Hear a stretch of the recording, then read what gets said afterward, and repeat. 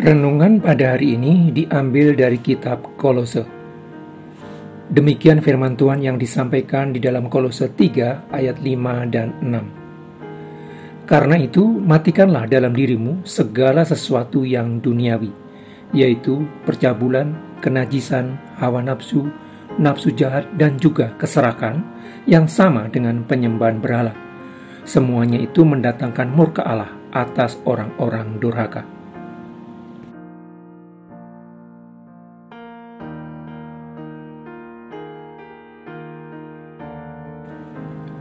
Perintah kedua dari 10 hukum Tuhan, jangan membuat bagimu patung yang menyerupai apapun yang ada di langit di atas, atau yang ada di bumi di bawah, atau yang ada di dalam air di bawah bumi, dan jangan sujud menyembah kepadanya atau beribadah kepadanya. Ini bukanlah larangan untuk membuat dan memiliki patung, tetapi larangan untuk menyembah segala sesuatu yang dibuat oleh tangan manusia. Menyembah bukanlah tentang posisi tubuh yang membungkuk kepada sesuatu di rumah ibadah saja, tetapi lebih kepada sikap hati yang mempercayakan dan membaktikan hidupnya kepada sesuatu. Perintah kedua ini memiliki keterkaitan erat dengan indera jasmani manusia. Manusia dengan inderanya mampu mendeteksi berbagai hal yang bersifat kebendaan. Dengan matanya manusia bisa melihat berbagai hal yang kasat mata. Manusia di zaman modern memang sudah tidak memiliki banyak dewa-dewi yang bisa diidentifikasi dengan jelas dari berbagai patung atau kuil di mana dewa-dewi itu ditempatkan sebagai sesembahan dalam ritual agama tertentu. Berbagai sesembahan manusia modern seringkali tidak hadir melalui agama, tetapi melalui kebudayaan, sehingga tidak bisa diidentifikasi dengan mudah karena melekat di dalam keseharian manusia. Akibatnya, orang bisa merasa sedang membaktikan hidupnya kepada Tuhan, tetapi pada saat yang sama mengabdikan dirinya kepada dewa-dewi modern. Materialisme adalah pandangan hidup yang mencari dasar dari segala sesuatu, termasuk kehidupan manusia, di dalam alam kebendaan semata, dengan mengesampingkan segala sesuatu yang melampaui alam. Pandangan ini menyatakan bahwa hal yang benar-benar ada adalah materi, hal yang terlihat mata. Salah satu manifestasi dari materialisme adalah konsumerisme. Konsumerisme merupakan pandangan yang menjadikan proses konsumsi sebagai tujuan hidup. Pembelian dan pemakaian produk hasil produksi dilakukan secara berlebihan, secara sadar dan berkelanjutan. Pembelian produk hanya didasarkan oleh keinginan dan tidak mempertimbangkan kebutuhan. Orang melakukan konsumsi bukan lagi karena kebutuhan, tetapi karena mengikuti tren yang ada. Seorang yang konsumtif berusaha memperoleh kepuasan tertinggi dari tindakan konsumsi yang dilakukannya. Bahkan pembelian produk tertentu dengan merek tertentu dianggap menjadi suatu pencapaian tersendiri yang menunjukkan kelasnya sebagai manusia. Konsumerisme terjadi ketika keinginan untuk memperoleh produk dijadikan penentu dalam kehidupan dan jumlah serta jenis produk yang dimiliki dijadikan ukuran keberhasilan hidup yang diharapkan memberikan kepuasan. Orang merasa semakin banyak barang yang mereka konsumsi akan semakin besar kepuasan yang mereka peroleh. Orang merasa semakin banyak barang yang mereka miliki semakin besar kebahagiaan hidup mereka. Akibatnya seluruh hidup manusia dibaktikan untuk mengkonsumsi produk tertentu secara berkelebihan karena merasa hidupnya menjadi berarti ketika memiliki banyak produk atau memiliki produk dengan merek tertentu. Hasrat untuk memperoleh banyak barang dengan berbagai merek yang dianggap mencerminkan kualitas hidup mereka akan selalu disertai dengan dorongan untuk mencari dan memperoleh uang sebanyak yang bisa didapatkan dengan berbagai cara. Persoalannya, ketika suatu keinginan dipenuhi, akan segera muncul keinginan lainnya.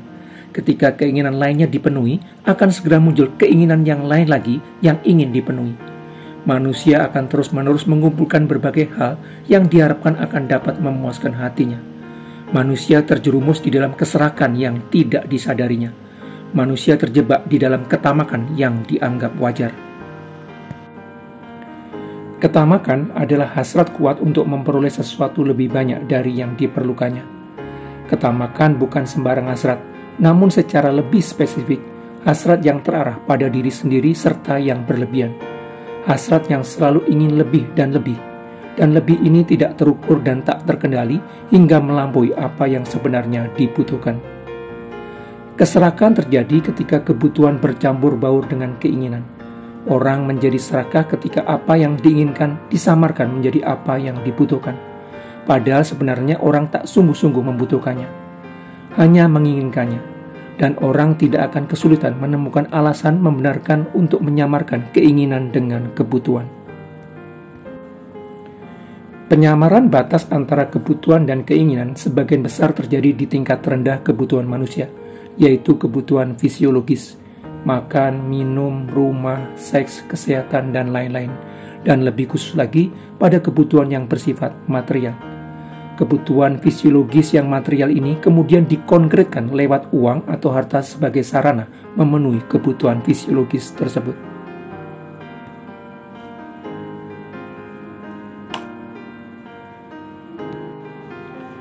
Walau kebutuhan berkembang seiring dengan perkembangan peradaban dan cara hidup masa kini, namun kebutuhan yang paling dasar tetap tidak berubah: makanan, pakaian, dan rumah. Kebutuhan yang lain bersifat pengembangan, tetapi keserakahan bisa terjadi pada 3 tingkat yang berbeda: kebutuhan dasar, kebutuhan pengembangan, dan hal-hal lain yang orang inginkan yang sebenarnya bukanlah kebutuhan. Keserakahan mengandung persoalan lebih dalam karena menggeser pusat hidup manusia dari hidup bagi sesama menjadi hidup bagi aku, dan bahkan sesama hidup bagi aku.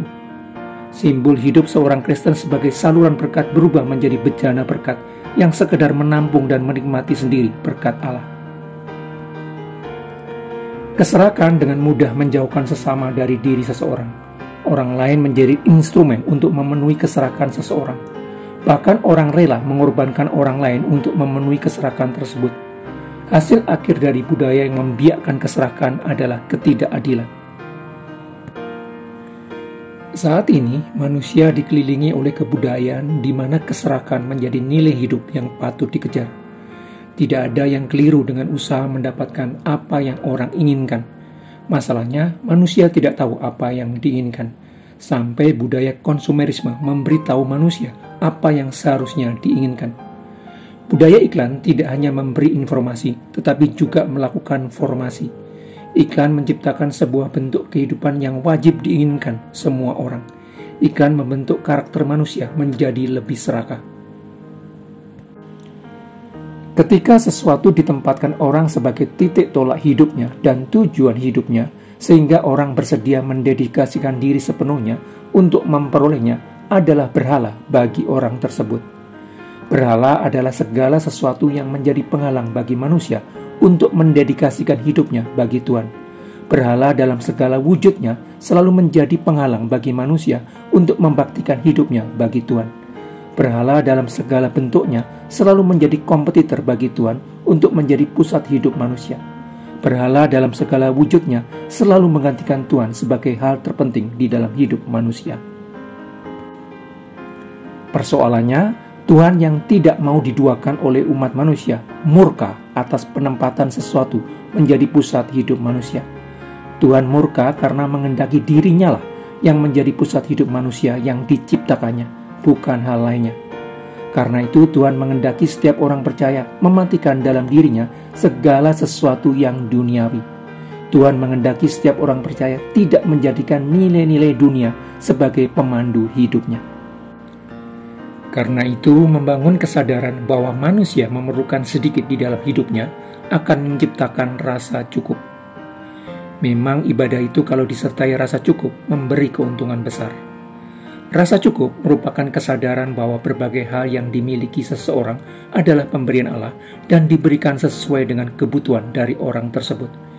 Jika seseorang tidak memiliki sesuatu, walau dia menginginkannya, Allah memandangnya bukan sebagai sesuatu yang dibutuhkannya. Jika Allah tidak memberikan sesuatu kepada seseorang, walau orang tersebut sangat menginginkannya, Allah memandangnya bahwa hal itu akan menjadi penghalang bagi orang itu untuk bertumbuh di dalam pengenalannya terhadap Allah. Kesadaran bahwa Allah memberikan sesuai dengan porsi yang tepat bagi anak-anaknya akan menciptakan rasa cukup. Hidup di dalam hubungan yang telah dipulihkan dengan Allah berarti berjalan bersama Allah di dalam jalan kehidupan yang disiapkannya bagi orang percaya. Berjalan bersama Allah memerlukan cinta dan kesetiaan serta kepercayaan kepada Allah. Percaya bahwa Allah akan selalu memelihara hidup anak-anaknya dan memberikan sesuai yang diperlukan anak-anaknya, akan menghasilkan rasa cukup. Rasa cukup akan menghasilkan ucapan syukur yang tulus. Rasa cukup akan membuat orang percaya mengarahkan hati dan pikirannya kepada pertumbuhan pemahamannya terhadap Allah, bukan pertumbuhan jumlah barang yang dikumpulkannya.